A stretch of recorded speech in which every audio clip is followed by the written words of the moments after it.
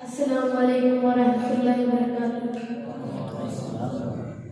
نحمده ونصلي على رسوله الكريم، اما بعد، اعوذ باللہ من الشیطان الرجیم، بسم اللہ الرحمن الرحیم، وَإِنَّكَ لَعَلَىٰ خُلُقٍ عَظِيمٍ۔ وہ نبیوں میں رحمت لقب پانے والے، وہ نبیوں میں رحمت لقب پانے والے، مراد غریبوں کی بخلانے والے، حاضرین محفل، میں آج آپ کے سامنے اخلاق مصطفیٰ کے خون نچھاور کروں گا۔ سامعین، انسانیت کی فلاح کے لیے خوش اخلاقی انتہائی اہم ترین جز ہے۔ ہمارے پیارے نبی محمد صلی اللہ علیہ وسلم نہ صرف مومنوں کے لیے بلکہ غیر مسلموں کے لیے بھی رحمت بن کر آئے۔ اس لیے مسلمانوں کے ساتھ ساتھ کافروں سے بھی اتنی ہی خوش اخلاقی سے پیش آتے تھے۔